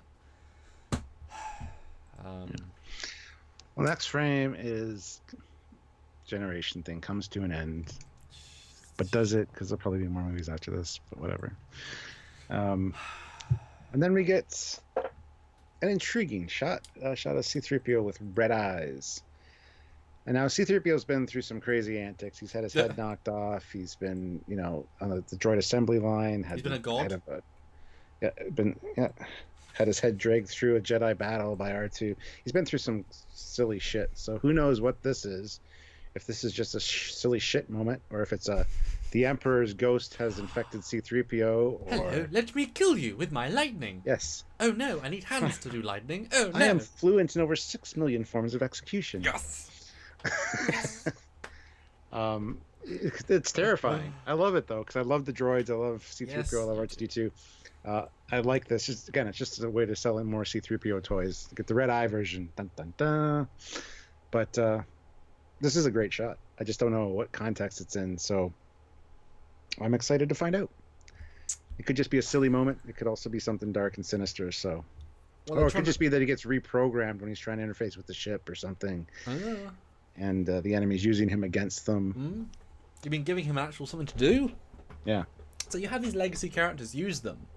Like, don't just have him talk to Leia for 2 minutes and then leave. It's like, no, he's a genuinely very useful droid that's got a lot of knowledge and usefulness.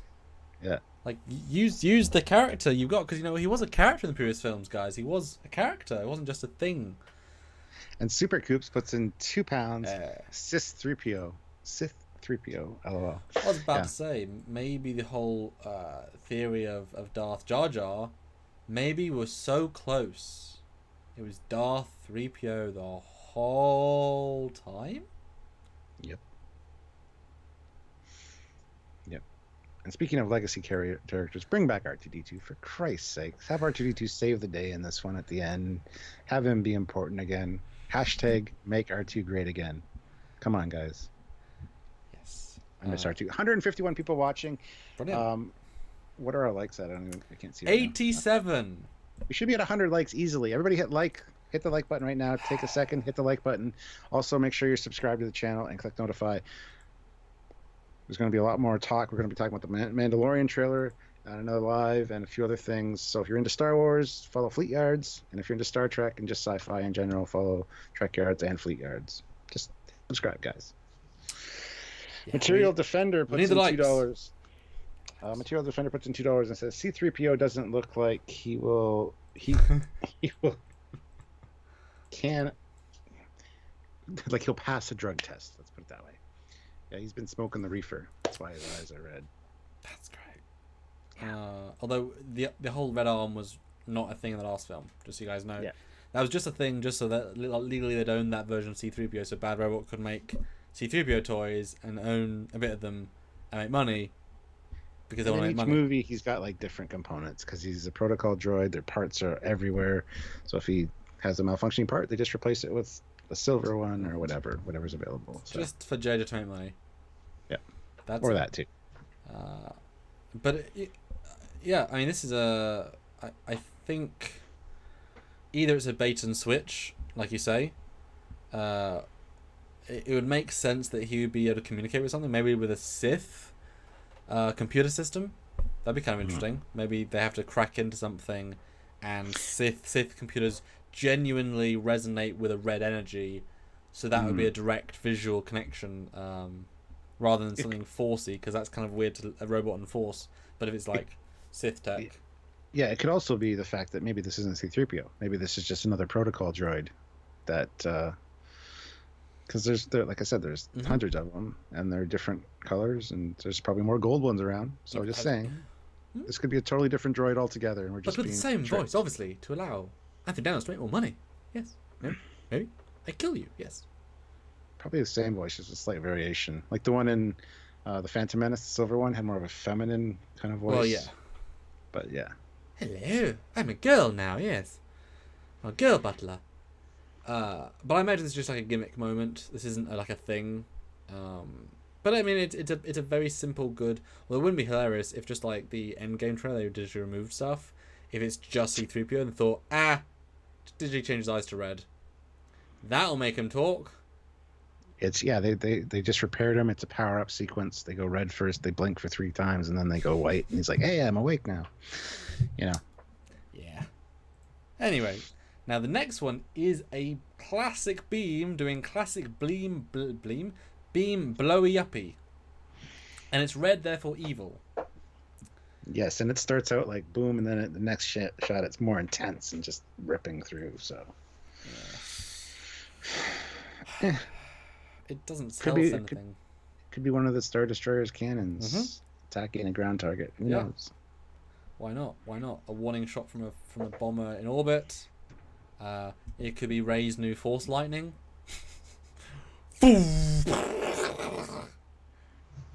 Yeah. They just want an explosion. That's really it. I mean, it's not really anything. It's just explosion. It's explosion bait.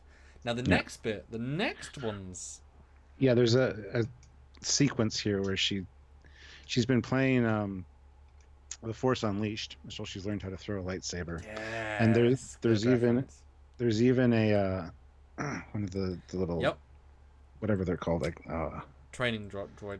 Yeah, training ball things there. So yeah, great. She like cuts a tree in half. And she's finally getting training, Stuart. Possibly. Holy shit. And then she catches the lightsaber, and interestingly enough, he's got that red thing. So somebody gives her that at some point, or some kind of Sith archive or artifact or something. I just thought it was a ribbon because she's training.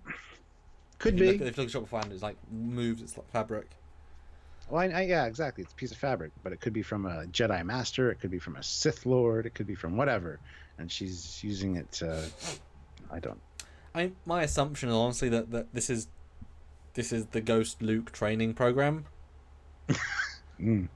Because I like the idea that the reason that she didn't actually hit the thing is because the lightsaber's repaired, but it's never going to be quite what it was because it was broken. Now this is her getting it back and she's trying to use it and she's a bit frustrated, and Luke's telling her a few bits and bobs and she's catching it and being a little bit boss, although she doesn't look like it's the fixed version. It looks like it's a whole version, but hopefully for me, hopefully this is just like in Dagobah, but with running. He says, no, you need lightsaber skills, now throw it and have it come back to you, but it doesn't quite go well.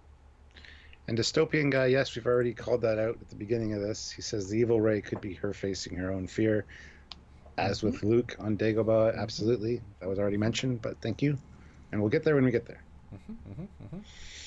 Kylo Ren is training her. And how do we know that for a fact?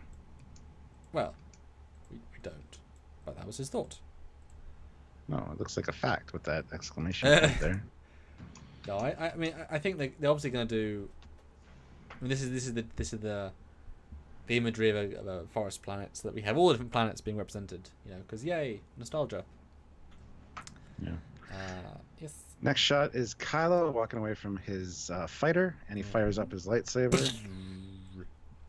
I love that sound. As much as I not a fan of that lightsaber, I love that fire up sound of his. Now, it's very guttural.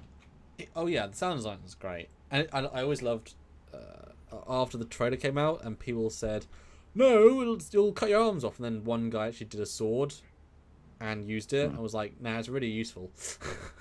It's really useful in a fight.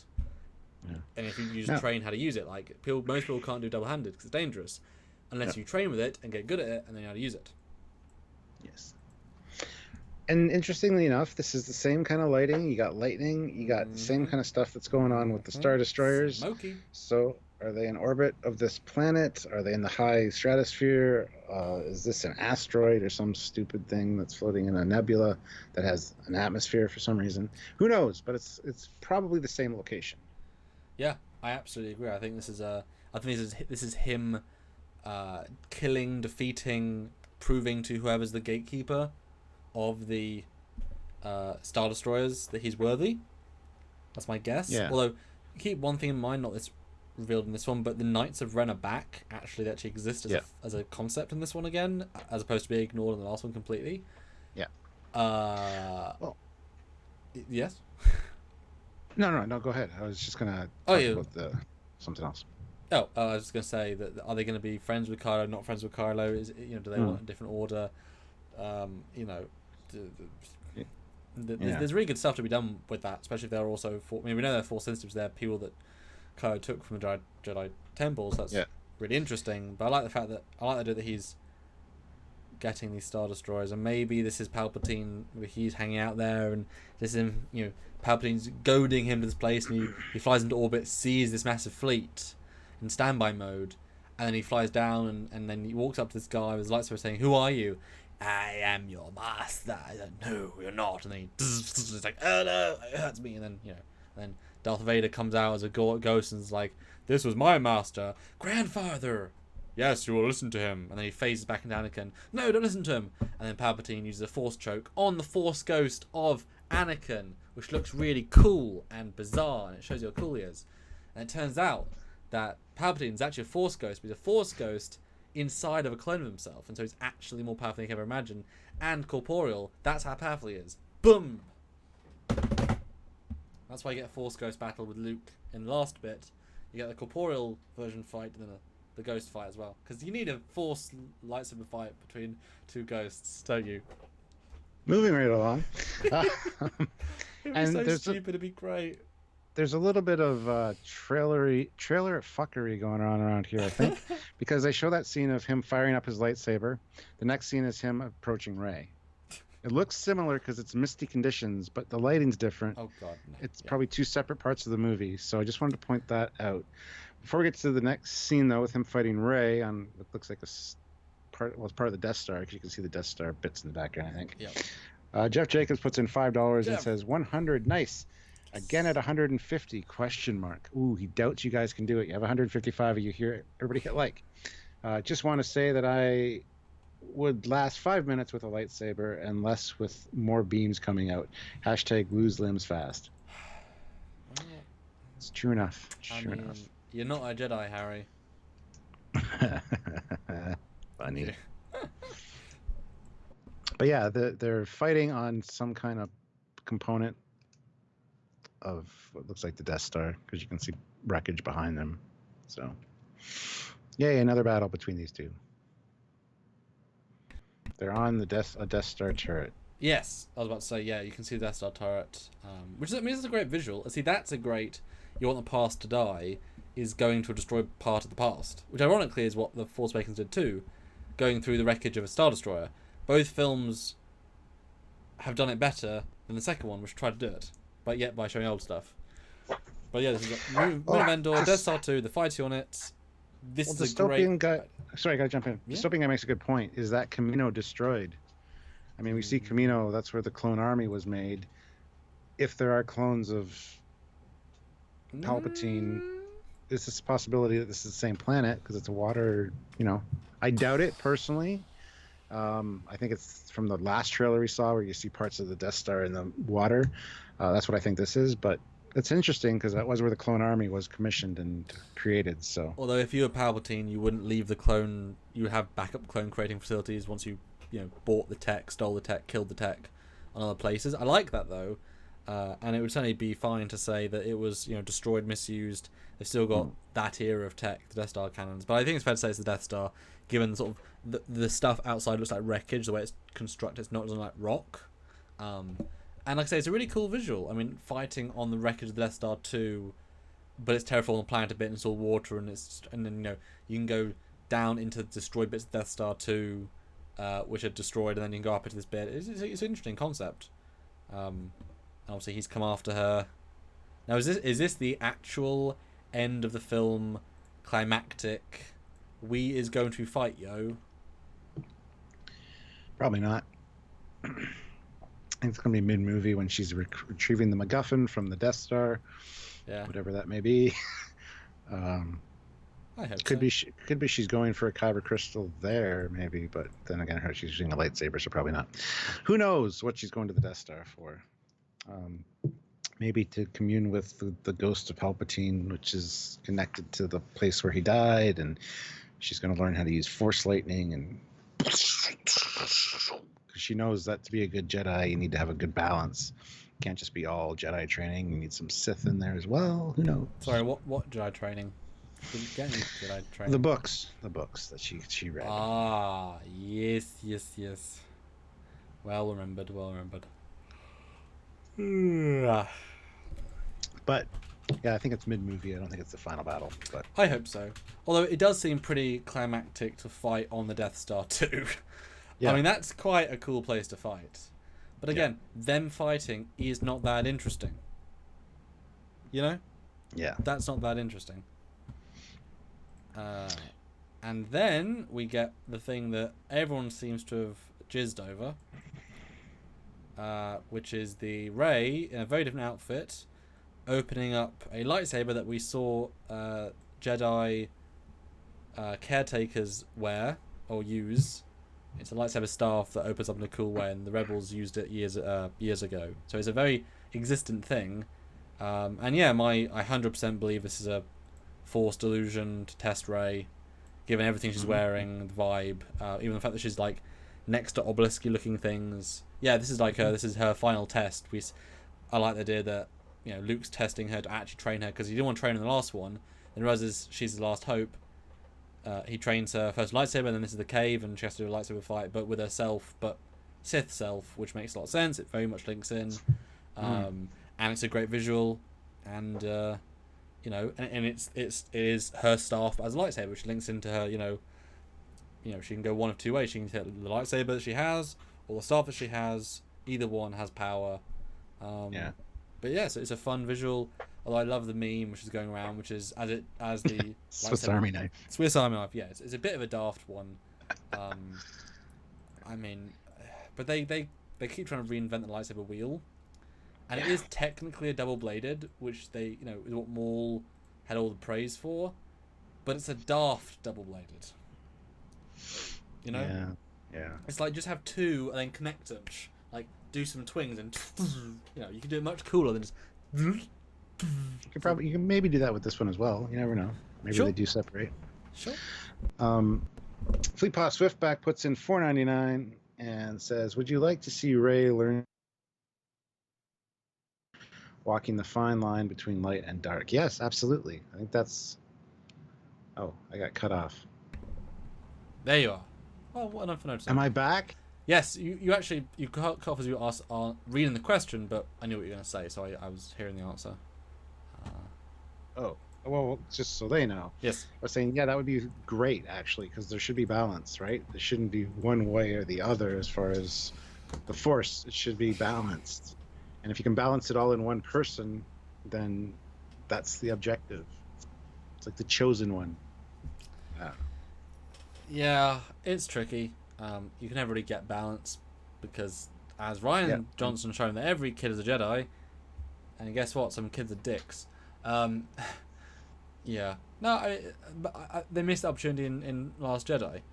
As soon as he said join me, she said okay, sure, and the movie takes a massive right turn there, and they be neutral together, and then they have to face a threat together. Awesome. I think kill Kylo and start a new, Jedi Order, but call it, Jedi of the Grey Jedi, whatever. I don't know. There's not really much you can do, unfortunately, at this point. I don't know. Well, Eugene throws in 750 rubles. Thank you. Which is something everyone can do. You can super chat. But thank you, Eugene. 50% Darth Vader, bad CGI. Rey with light forcep is a dream. 75% sure there will be time travel. 100% sure half the scenes from the trailer won't be in the movie. I don't know about any of that, really. Oh, that's funny. But yeah, I think this is likely a force vision. It would be cool if that's how the movie ends. Like she's like the new Sith overlord. And da-da. But it's not gonna happen. So. Or it starts this way. What a cool way to start a movie by having her fight any version of herself because it's her force training. That'd be cool, wouldn't it? Yeah. Or as soon as she flips this double-bladed thing around, you hear off screen, "Bitch, please!" And Darth Maul walks in with his robot legs. She's like, "Oh, come on!" And then Mace Windu comes in with his purpose, like, "Bitch, double, please!" I got purple. No, he wouldn't say bitch. He'd say motherfucker. Yes. Motherfucker, I got please. purple. And I fucked your mother, Ray. You're my daughter. What? Yeah. Epic ending. And there's everybody has a force. And just as they go to hit the lightsabers together, the credits roll. Star Wars Episode 10. 10 years later, they're still fighting. Join us in Star Wars Episode 10. The start of it all again. JJ's back. No, George Lucas is back. He's doing Episode 10. And 11's. Lawrence Kasdan and 12 is. No. Yeah, it's totally false. I mean, this is one of those, we're trying to make you excited, but it's so blatant what it is. Especially considering the nonsensical cave of bullshit. Yeah. I mean, it looked cool, but it meant nothing. Yeah. Yeah. I mean, again, the Force Cave was was Empire, wasn't it? Yes, it was. Yeah. But that is some version of expectations to have the second film actually be your third film by having the training. I don't know.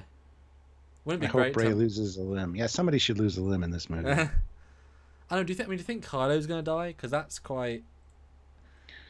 One great comment someone said is that he is genuinely too evil to be redeemed at this point.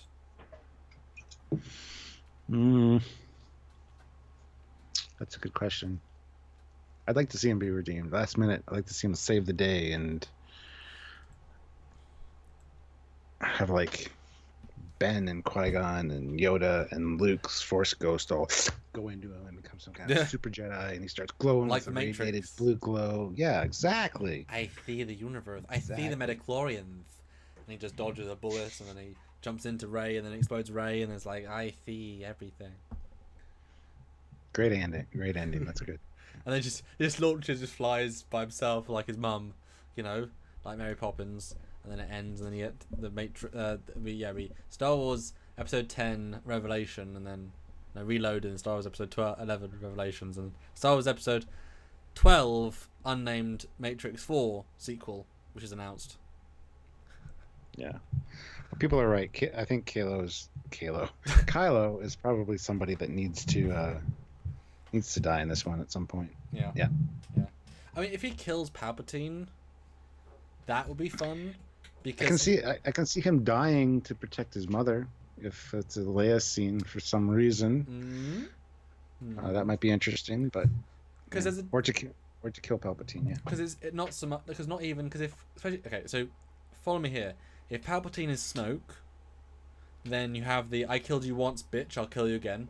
Fine, and all that resentment against him. If you have Vader force ghosting with him to parallel force ghosting with Rey, Luke, then you have that duality of the Darth Vader Anakin personality saying to Anakin, Palpatine did this to me, and then when it's real Palpatine, he's like, oh my god, it is you. Fakes being a servant for a bit to try and get the right position, and then kills him. But in killing him, it killed himself. Although wouldn't it be interesting if they said again, this is all they had retcon everything because it was all made up on the spot sort of thing, but Kylo was talking to Snoke via the Force. That's why he turned, because he was sensing that inside of him and all that shit. So what if part of Kylo's power is actually like Palpatine giving him power wirelessly? Like that's why he's such a manic personality. He's being given this evil energy, and so when Palpatine dies, he loses everything, and then he sort of just dies because he's a vessel for all this evil. He's an instrument of death, of chaos, of Palpatine trying to do more. Again, seriously, I mean, if you make Palpatine the legitimate baddie of all 9 films, that works, which they've obviously done to some extent, but have him be the master of everything. Then at least you've got one cohesive story inside of 3 trilogies. And he can do whatever he wants to do. He is genuinely the Palpatine. He's one, he got the galaxy to destroy itself so he could rule it. That's impressive. Yeah. But to be fair, despite the last hour and 36 minutes, it's hard to say what's going to happen based on this trailer. It was very much, it felt like a teaser trailer, but not at the same time. I need to see more, and it'd be interesting to go back afterwards, as we always do, and say what we got right, what we got wrong. Probably got everything we said wrong, but it's fun to speculate. And as we've said, we have better ideas than they do. Generally, yes. And it's not that they're bad, it's just that, well, we can know. One thing that surprised me that we didn't see the Falcon in this, and we didn't see Lando at all. You think if they were throwing all that nostalgia in our face at the beginning, they would end with that, something. So I don't know how big a role Lando's going to have necessarily in this one, but it'll be interesting to see. And will his character die? Probably. It'd be interesting to just kill off all the original people. That's what people want. And he was a Force Ghost too, because he paid for that. He's a businessman. He paid for the power. Yes. It's kind of in character, isn't it? Or he sweet talked another Force Ghost to letting him be his boo. Yeah. No, I think, these trailers at least show good cinema. I'm trying to remember the Last Jedi, and I wasn't excited by anything in the Last Jedi trailer, from what I can recall. Not the imagery was bad in that film, but it was less sensical. Again, I watched a few fun teardowns of that movie, and they pointed out that in the Luke Skywalker spoilers, then the Force Last Jedi dying into a disappearing act, right? They have like 7 cuts of different angles, and in none of them is a sun in the same place. So every single version of him dying is a non-continuity keeping cut. They didn't even bother keeping the sun in the same place, the clouds in the same place, even though it was on green screen. They didn't even give a shit enough to keep any scene consistency in the same goddamn scene. The most iconic death of a character, they completely messed that up. Great. Well done, guys. Well done. Just Yeah. so but you wanted the visual of the suns in every shot. Despite when you do that, you need to keep it consistent because you've set up a precedent. At least the Force Awakens was kind of consistent, if dumb. I don't know. Christmas, not that far at all. Jeez, and then we'll have some fun content about that. Hopefully some new ships. As we know, they should do full companions with all the information, so we'll be able to talk about them properly when we get to that point. I mean, I'm excited. I was so let down by the last one. I enjoyed Solo just fine. I thought it was much better than Last Jedi. I thought Rogue One, now in retrospect, was much better. Although again, remove the first 40 minutes. Yeah, I don't know. It will be better, but that's not a big bar. It's like Picard will be better than Discovery because it's not a high bar, you know? Yeah. Okay, guys. So, any last super chat questions from you all? Then we want a wonderful 128 of you. Please do click like again if you can. And yeah, final super chats. Let us know any questions, thoughts, comments. We read them out live for you all. Anything for us to think about, please do. And I had such a fun conversation, Stuart. It was great, actually. Came up with some good ideas, and hopefully some of them are true. Doubt it, but hopefully. And Siritus says there was a small shot of the Falcon at the start in the desert. Oh well, barely. Yeah, the ass end of it or something. Plus, you saw it from one of the other movies, but he's good job for keeping us to form there. Yeah, I mean, I'm genuinely excited, but more just to see how they fix a dumpster fire, you know? Yeah. Which is a weird feeling to have. It's funny, when I saw Force Awakens, and I am vamping for Super Chat as I often do. Force Awakens, I enjoy it less the second time. I was underwhelmed, to say at least, the first time. And I saw the second time, I was like, oh, that's actually worse than I thought, because it's just, ugh. And I don't want to watch the second film again. Although, we should definitely release the review of The Last Jedi with me venting, like, just before the other one comes out, and be like, January from 2017, unreleased. And then like, haha. Well, Fleet Paw Swiftback puts in $1.99 and says, who do you not want to see in this movie? That's a long list. I would not like to see Jar Jar Binks. I think we'll get our wish granted on that one. I would not like to see who else? Greedo.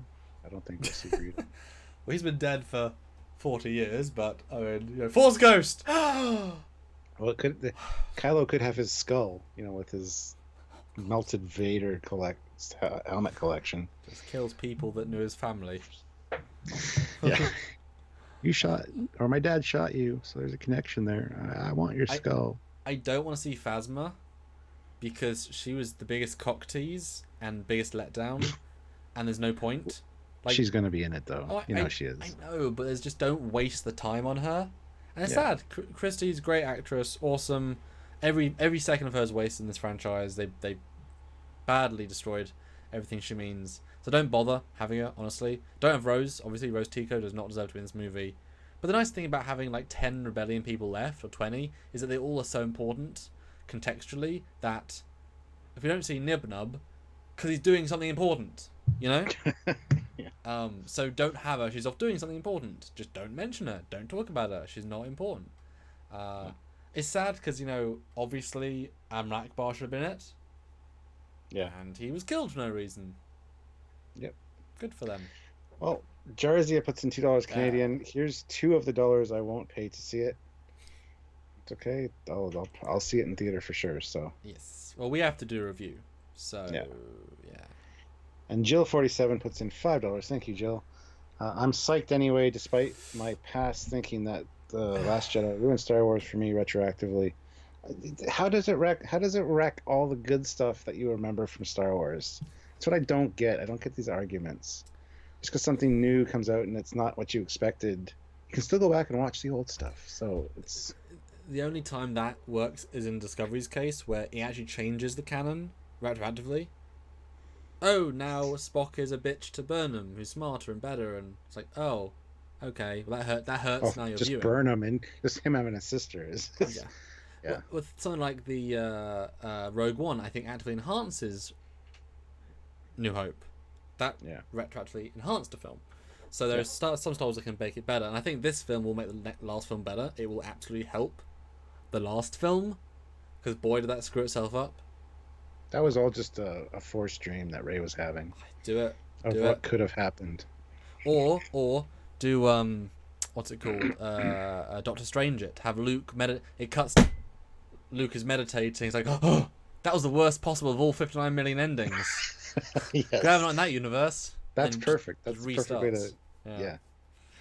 And then Ray walks to him again. It's like, I'm not going to throw it this time. Huh? What? Hi, I'm Luke. Oh, hi, I'm Ray. I'm going to teach you. Oh, cool. Because Kylo Ren, yeah. And Snoke, yeah. How did you know? I know everything. Let's go train. Okay. Lightsaber out.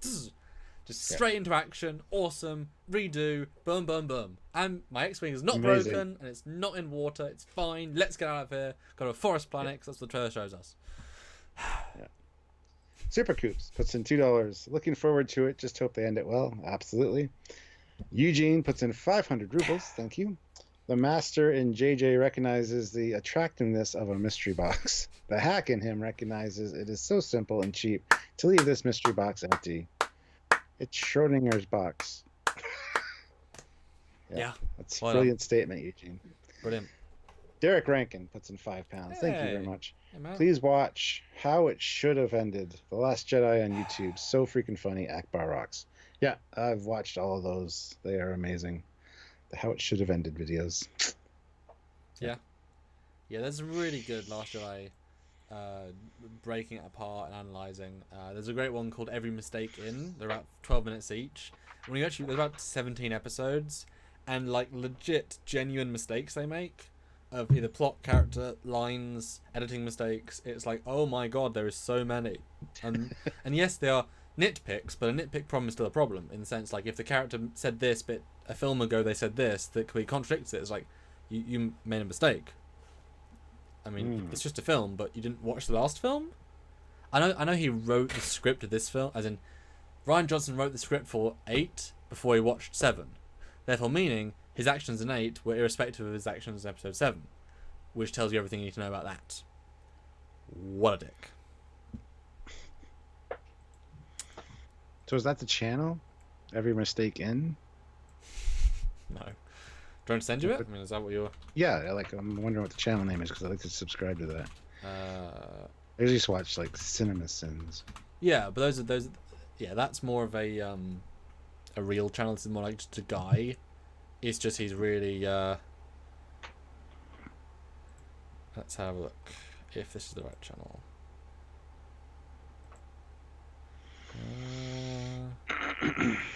Yeah. Let's have a look for the Star Wars. Yeah. Guys, if you have any more super chats, now's the time because we're going to be wrapping up soon. It's been an hour and 47 minutes. Wasn't sure if we'd go the full 2 hours on this, although it is a lot of speculation. So, did a pretty good job, I think. We started talking about the first picture at the half-hour mark. Anyway. So this is at least 9 video series between 7 and 16 minutes each, and he breaks up in 12-minute segments of the film and has between 7 and 20 minutes worth of problems in each part of each 13 minutes. There is in the chat. If anyone wants to watch, I think they're actually rather good because they're actually genuine problems, because it's just a stupid film. And it's sad because I can actually justify why it's stupid. It's not like I'm saying it because I personally don't like it. I can actually just genuinely justify it, you know? Yep. That sort of film. Yep. It's like neither of us... Oh, sorry. Don't offer a criticism without, some kind of way to fix it. I love watching the Corridor Digital. Have you seen Corridor Digital? Those guys? Yeah. Yeah, they did love them. Yeah, they did a Stuntman Reacts to, and they showed a professional stuntman who worked for 20 years, The Last Jedi fight, and he literally bursts out laughing because he says him and his stuntman buddies hate this scene because it shows everything wrong with stuntmen, everything wrong with choreography, everything wrong with filmmaking. It's just everything wrong with stunt work in one shot. Just a very broken film. Yeah, those are really great videos. I just discovered them recently and have to really dive down Yeah. that hole. So There's something where both of us are not as enamored with 2001. Personal preference versus we know why it's a good film. We just don't personally Yeah. preference it to being amazing, but we absolutely still amazing. Whereas dissenting opinion, I like Aliens 3, or I like Aliens 3 the director's cut, which is 45 minutes longer. I think that film's really good because it completely changes the style of the film, and I can justify why I like it. But I see why people don't like it for other reasons. But I can argue why I like it for technical and story reasons. Whereas I know, like, I like Alien vs Predator 2 Requiem because of fun reasons, like it's fun and it gave me exactly what I wanted. You know. yeah. I don't like Alien VP 1 because it's a bit vanilla and it doesn't even what I wanted. You know, there's reasons, but some of them are just like because it's not what I wanted. But Last Jedi is genuinely filmmaking mistakes. It's like Discovery, the season finale, two-parter. There's just logical and story and mistakes. You know, it's hard to argue with mistakes.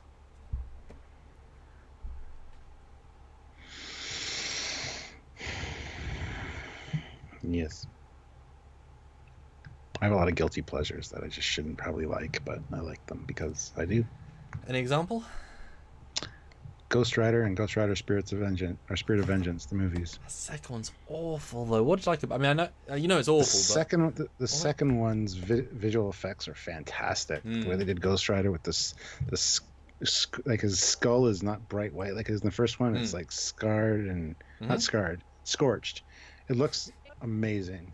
The story's not great, but you know, Christopher Lambert is in it, and so is Idris Elba. I mean, it's got a lot of things I like about it, and I like Nicolas Cage. So plus I'm a huge Ghost Rider fan. I have all of the comics. So I just thought it was a bit of a nonsense. We just saw it in the cinema for some reason, and I was like, wow, this has no plot, and a plot that does not make sense. But Cage is good in it. Cage is good in it. It's got a very simple plot, yeah, for sure. Yeah. But I enjoy it. I have not seen the first one. I really should. I want to. Yeah, you should. I think of a guilty pleasure film that I have. And when you get the last super chat, Stuart, I can then, if I don't think of one, I'll admit it. But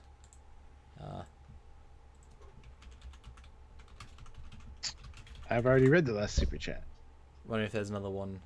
Not yet. I'm searching guilty pleasure films. I was trying to think of one that I like. I've got so many. Usually, if the critics hate it, I like it. Well, see, one that critics hated, but I don't see why, was Arnold Schwarzenegger's Last Action Hero. That's a great movie. Yeah, at the time, literally my dad, and he recounts the stories that he loved Schwarzenegger, he was going to go to the cinema, and then he read a review in a newspaper, they said it was awful, he missed it, didn't see it, they watched it finally, he loved it, and he was like, well, that's why he doesn't trust reviewers, because reviewers have other motives, reviewers are getting paid, reviewers whatever, don't necessarily trust the reviewer. It also depends what it's fighting against in the box office, what was released the same week or at the same time. That plays a lot into it. Underperformed at the theater, therefore it sucked. That's what a lot of people think. Yeah. You know.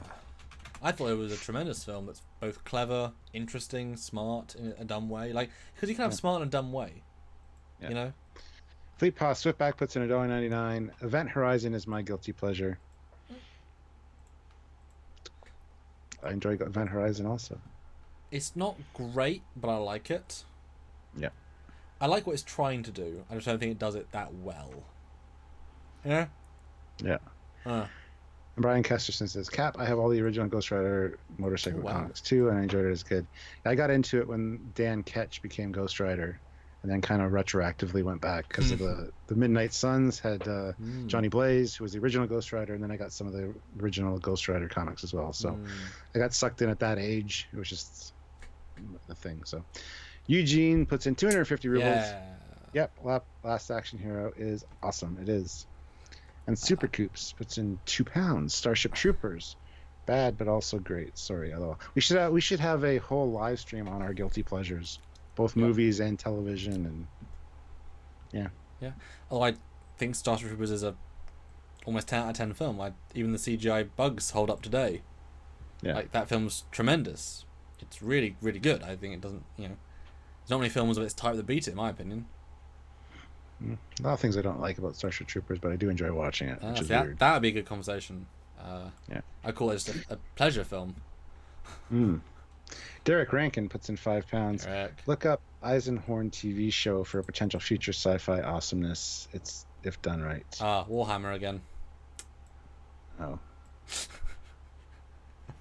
Not sold on Warhammer. Sorry, guys. As much as people say, oh, it's fantastic. Anyway. On that note, tremendous. I asked for one and we got like 6 last ones. Thanks, guys. Yeah. Awesome. And tune in this week for our Mandalorian thoughts, which I'm really excited for. And then another one of some sort. Maybe we'll do a TNG review tomorrow and then Mandalorian on Thursday, break up the Star Wars, or I don't know. We'll decide. We make the decisions. We are the deciders. You just have to pay attention to this space to find out what it is. We make it go. Back to track. Hey! All right, guys. Yeah. So until tomorrow, now they're live with us. I'm Captain Foley. I am Commander Commons. See you then. Bye, guys. May the Force be with you. And also with you. Live long and prosper.